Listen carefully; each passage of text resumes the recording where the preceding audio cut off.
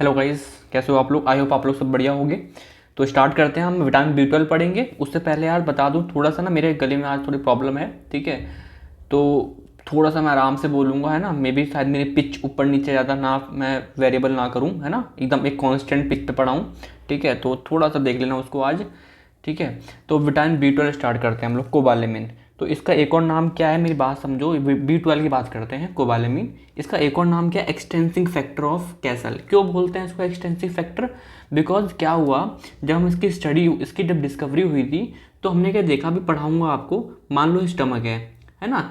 Stomach में एक चीज़ निकलती है पैराइटल सेल से, अगर आपने पढ़ रखा हो, क्या निकलती है, इंट्रिंसिक फैक्टर।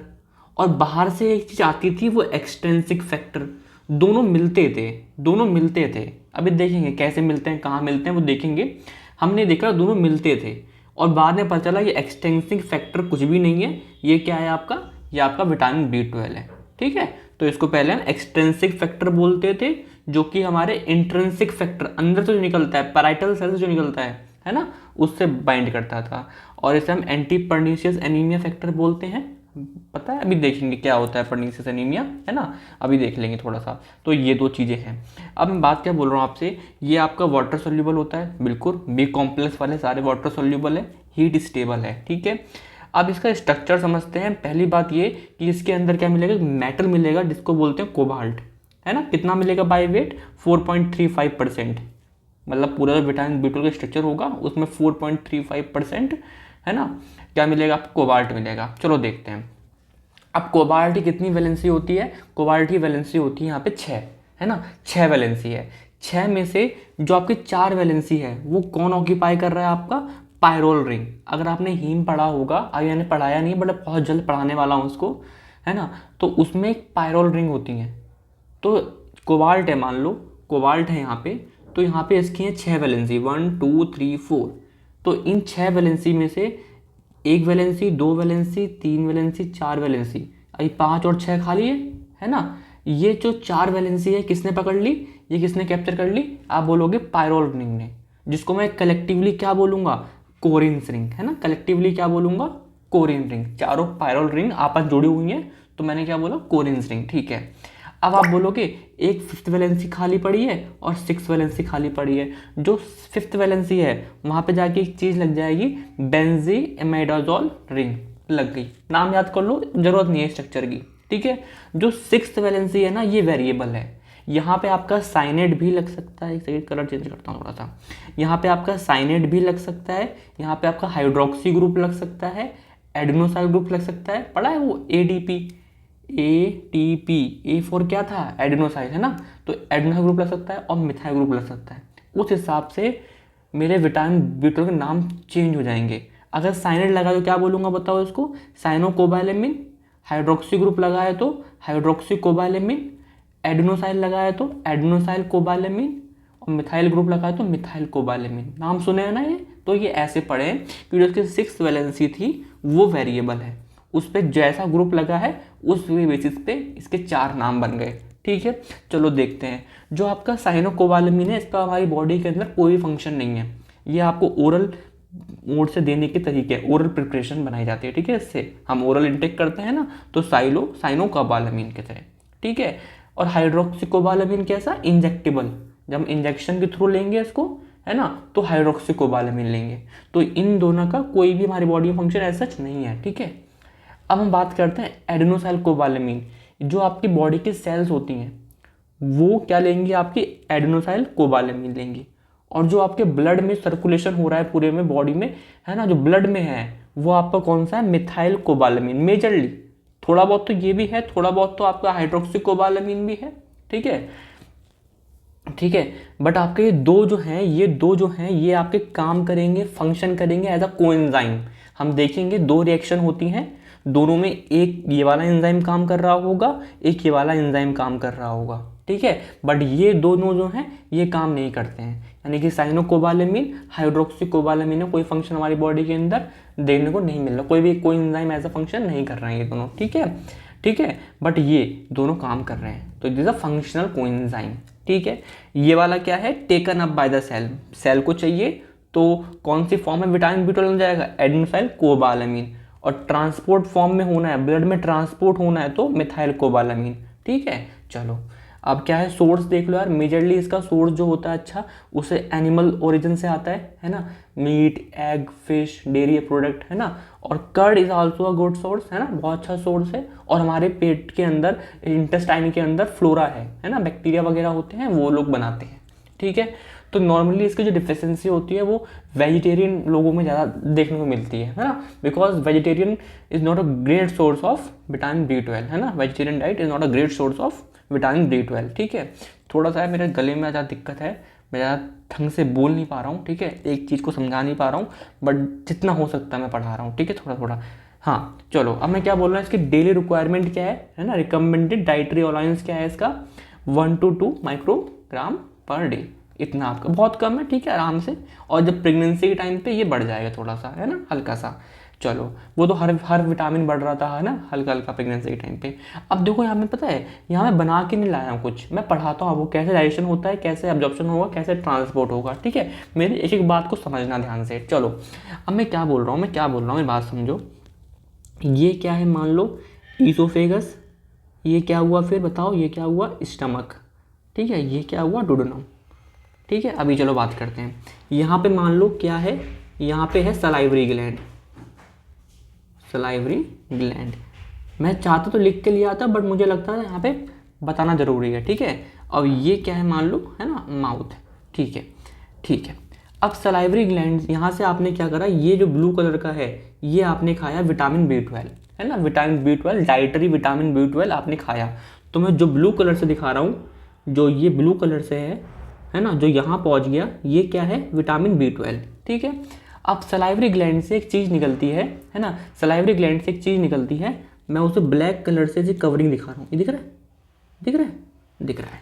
ठीक है, इसका नाम क्या है, इसका नाम क्या है आपका, इसको बोलते हैं हेपेटोकोरिन। हेपेटोकोरिन क्या इंपॉर्टेंस है सब बताऊंगा, बस सुन लो मेरी बात, आप ही सुन सकते हो ना, हेपेटोकोरिन। ठीक है, जिसकी और नाम भी होते हैं, आप बोलो आर बाइंडर्स, है ना, कोबैलोफिलिन्स, कोई भी एक नाम याद कर लो, डजंट मैटर, है ना। तो ये कहाँ से निकले, आपकी सलाइवरी ग्लैंड से, जिसने आपके B12 को कवर कर लिया, कुछ इस तरीके से कवर कर लिया, है ना। अब क्या हुआ, ये मूव करा और कहाँ पर आ गया, यहाँ पर आ गया। ठीक है, ब्लू का मतलब क्या है बताओ, विटामिन B12, और जो ब्लैक वाला है वो क्या है आपका, हेपेटोकोरिन। ठीक है, अभी क्या इंपॉर्टेंस है इसकी मैं बताऊंगा। अब देखो, यहाँ पे एक सेल होते हैं अंदर तरफ, जिनका नाम है पैराइटल सेल, पैराइटल सेल्स। यहाँ से क्या निकलता है बताओ, आप बोलोगे ये निकालते हैं HCl और इंट्रिंसिक फैक्टर, है ना, इंट्रिंसिक फैक्टर। अब जो ये HCl होता है, ये तो बहुत खतरनाक चीज़ है, एसिडिक मीडियम है, एसिड कर देगा, तो ये मेरे B12 को डैमेज करेगा। लेकिन यहाँ पे कौन पिक्चर में आ जाएगा बताओ, ये HCl है, ये HCl है, ये इसको डैमेज करने जाएगा। लेकिन बताओ ऐसे बाहर कवरिंग कौन सी है, कवरिंग कौन सी है, आप बोलोगे हेपेटोकोरिन, तो ये इसको बचा लेगा। अरे वाह, अरे वाह, तो ये फंक्शन होता है, ये फंक्शन होता है। ठीक है, तो पेट के अंदर क्या निकला आपका, इंट्रिंसिक फैक्टर और HCl। HCl आपके विटामिन B12 डैमेज क्यों नहीं कर पाया, बिकॉज ये कवरिंग थी, एक तरीके से। ठीक है, अब क्या होगा, ये दोनों लोग, ये वाला विटामिन और ये इंट्रिंसिक फैक्टर दोनों चले आए अंदर, स्टमक के अंदर मिलते नहीं है ये। ठीक है, अब ये चले आए। ठीक है, अब क्या होता है, एक सेकेंड रुकना, है ना। यहाँ पे आपको पता है पेनक्रियाज होती है, पेनक्रियाज, ये मैंने बनाई पेनक्रियाज। ठीक है गाइस, चलो।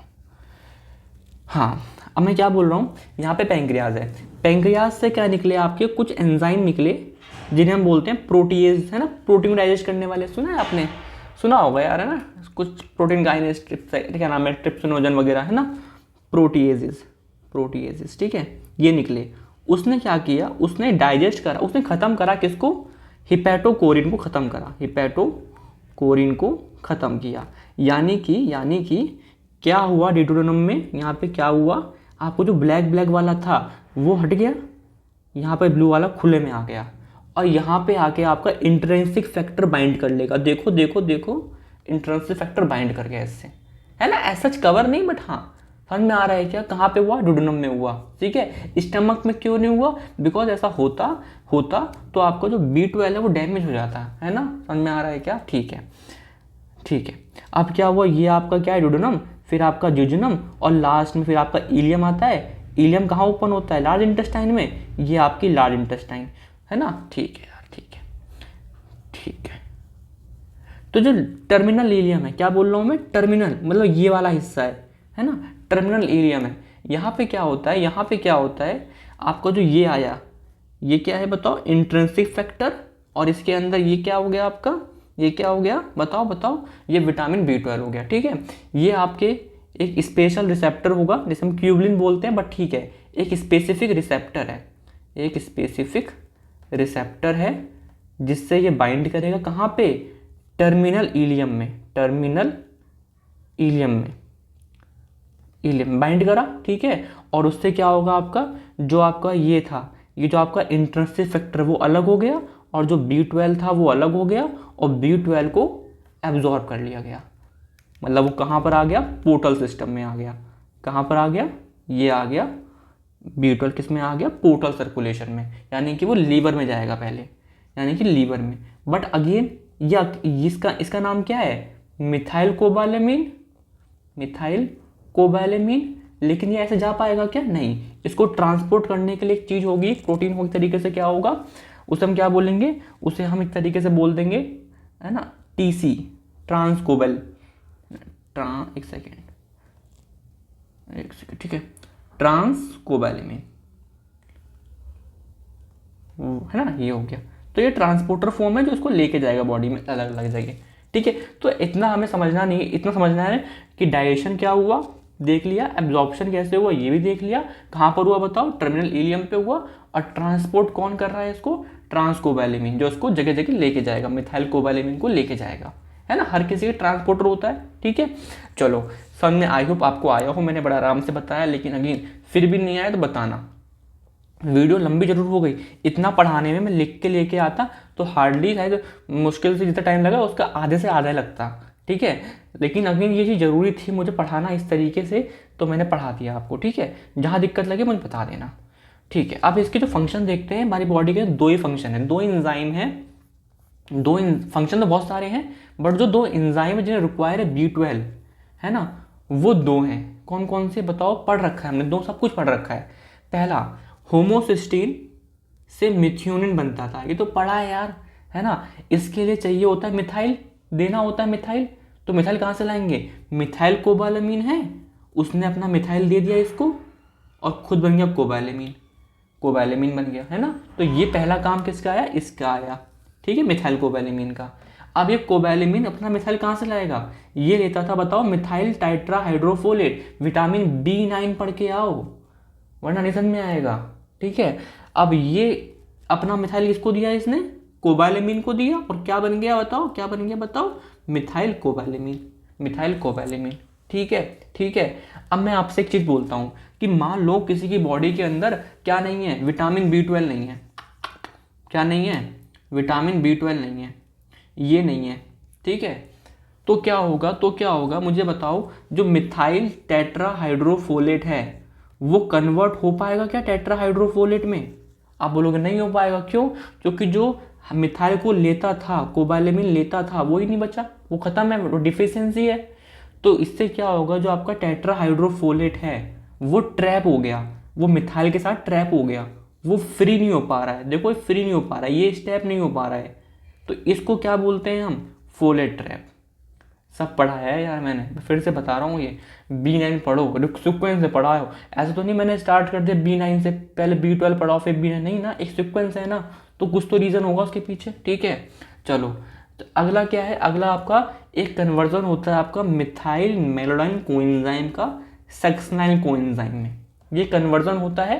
एंजाइम अपना होता होगा, जो होता होगा आइसोमेराइज है, ठीक है, जो होता होगा, बट कोएंजाइम क्या है यहाँ पे, एडेनोसाइल कोबालामीन, यानी कि विटामिन B12, विटामिन B12।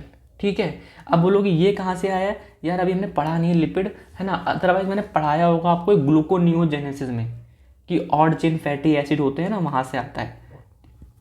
और ये क्यों बना, ये आपका TCA में एंटर कर जाएगा। तो आप देख रहे हो, एक मैंने फैट से ग्लूकोज बना रहा हूँ, है ना, TCA से वापस करके ग्लूकोज बन सकता है। ठीक है। तो ये क्या है, ग्लूकोनियोजेनेसिस, ग्लूकोज का फॉर्मेशन करना, है ना, क्या नाम है, ग्लूकोज का फॉर्मेशन करना नॉन कार्बोहाइड्रेट सोर्सेज से, ठीक है। तो ये वाला इंपॉर्टेंट स्टेप है। अब यहाँ पे हमें समझना है कि कॉज ऑफ डिफिशियंसी, कि कम कम कम कम कम हो जाएंगे, ठीक है। तो पहला जो मोस्ट इंपॉर्टेंट होता है जनरली न्यूट्रिशनल, है ना, कि डाइट में कम खा रहे हो, कोई इंसान है दूध भी नहीं पी रहा, है ना, सिर्फ सब्जी वब्जी खा रहा है, तो उससे नहीं मिलेगा ना उसको यार। डिक्रीज एब्जॉर्प्शन, है ना, एब्जॉर्ब ढंग से नहीं हो पा रहा है, ठीक है। पर्नीसियस अनीमिया, यानी कि जो इंट्रिंसिक फैक्टर था उसके खिलाफ क्या बन रही हैं, क्या बन रही हैं, एंटीबॉडीज़, एंटीबॉडीज़ बना रहे हैं बॉडी, ऑटो एंटीबॉडीज़, है ना, इसके खिलाफ। तो इंट्रिंसिक फैक्टर क्या हो जाएगा, नहीं बन पाएगा, है ना। तो आपका ये थोड़ा सा दिक्कत होती है, तो इसे बोलते हैं पर्नीसियस एनीमिया, ठीक है। प्रेगनेंसी के टाइम पर रिक्वायरमेंट बढ़ जाती है, लेकिन अगर उसे नहीं देंगे, उस लेडी को नहीं देंगे तो डिफिशियंसी हो जाएगी, ठीक है। अब क्या क्या दिक्कतें आएंगी वो देख लो जल्दी। पहला मैंने बताया फोलेट ट्रैप। अब ये ना आपको आना चाहिए, इतना आपको अब थोड़ा कॉमन सेंस आना चाहिए। सोचो फोलेट ट्रैप में क्यों बोल रहा हूँ, कोबालामीन नहीं है ना, डिफिशियंसी है, नहीं है, तो methyl कोबालामीन, methyl tetrahydrofolate free tetrahydrofolate में नहीं कन्वर्ट हो पा रहा, तो फोलेट ट्रैप हो गया। फोलेट क्या हो गया, मिथाइल टेट्राफोलेट ट्रैप हो गया इसके अंदर, है ना। चलो हाँ, मेगैलोब्लास्टिक एनीमिया, मतलब जो आरबीसी होंगे वो बड़े साइज के हो जाएंगे, क्यों, बिकॉज विटामिन B12, सुनो, B12 और B9 डीएनए की सिंथेसिस में हेल्प करते हैं, डीएनए की सिंथेसिस में हेल्प करते हैं, ठीक है, सिंथेसिस में हेल्प करते हैं, ठीक है। अब मैं क्या बोल रहा हूँ आपसे, यार B12 या B9 में तो कोई एंजाइम नहीं है, कोई विटामिन नहीं है, तो डीएनए एक सेकेंड, अलार्म था, ठीक है। मैंने क्या बोला आपसे, B12 और B9 में से कोई एक विटामिन नहीं है ना, तो डीएनए सिंथेसिस नहीं हो पाएगी, नहीं हो पाएगी, नहीं हो पाएगी।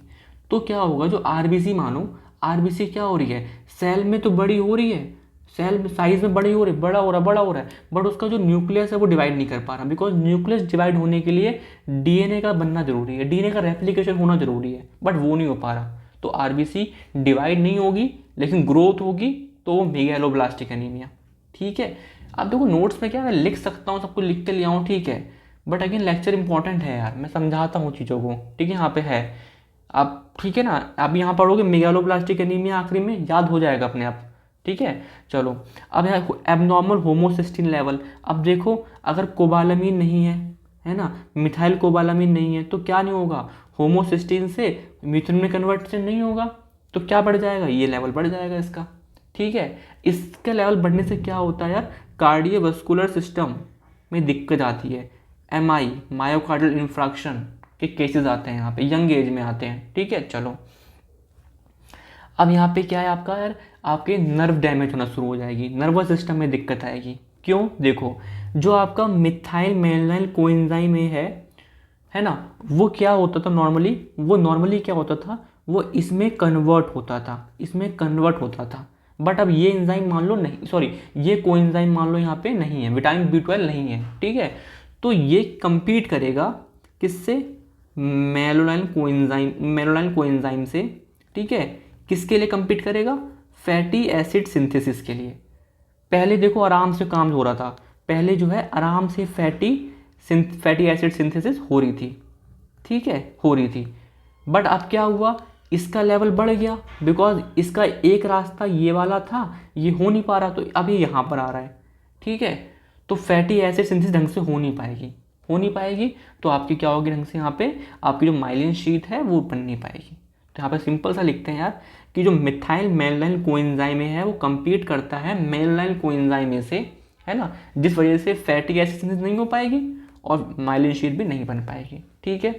और कहीं ना कहीं आपका ये आपका माइलिन शीट भी इसमें डिफेक्टिव बनती है ना, डिफेक्टिव बनती है, बिकॉज ये कहीं ना कहीं इनकॉर्पोरेट कर जाता है। ये सबसे बड़ी दिक्कत इसकी है, इसका लेवल बढ़ रहा है ना, इसकी वजह से क्या आ रही है आपकी, इसके वजह से आपकी जो नर्वस सिस्टम में डैमेज हो रहा है, डीजनरेशन हो रहा है ना, आपका डिफेक्टिव माइलिन शीट बन रही है, केवल और केवल इसकी वजह से, केवल और केवल इसकी वजह से, है ना, क्योंकि इसको यहाँ पे जाना था, बाहर निकलना था इस रास्ते की वजह से, बट ये रास्ता विटामिन B12 की वजह से होता था, बट वो है नहीं यहाँ पे, तो अब इसको ये अलग अलग जाके माइलिन शीट खराब बना रहा है या नहीं बना रहा है, ठीक है। चलो अब लैब डायग्नोसिस यार सिंपल सी बात है, सीरम कोबालामीन देख लेंगे कि यार है ना कितना लेवल का है, हमारे मिथाइल कोबालामीन कितना है ना, ये चेक कर लेंगे। मिथाइल मैलोनिक एसिड अगर ज़्यादा हुआ तो क्या समझेंगे इसका मतलब, देखो इसका मतलब क्या है, अगर मैं बोलूँ इसका लेवल बहुत बढ़ गया, इसका मतलब क्या है कि ये कन्वर्जन नहीं हो पा रहा है, इसका मतलब B12 नहीं है ना, तो पता लगा सकता हूँ मैं। और क्या है बताओ, सीरम होमोसिस्टीन, अब मैंने बोला किसी का होमोसिस्टीन बढ़ा हुआ है, इसका मतलब ये स्टेप नहीं हो पा रहा, इसका मतलब उसके अंदर B12 कमी है या फिर B9 की कमी है। समझ में आ रहा है? ठीक है। अब क्या है, बोन मैरो एस्पिरेशन वगैरह, मतलब मेगैलोब्लास्टिक हम पेरिफेरल स्पेयर वगैरह बना के चेक कर सकते हैं कि आरबीसी का साइज़ कैसा है। अगर आरबीसी का साइज़ बड़ा मिला मुझे, कैसा मिला मुझे, मिगैलोब्लास्टिक, तो मैं शक कर सकता हूँ ना यार, मैं शक कर सकता हूँ ना कि B12 कम होगा या फिर B9 कम होगा या फिर दोनों कम होंगे। समझ में आ रहा है क्या? फिर फर्दर इन्वेस्टिगेशन कर सकता हूँ मैं।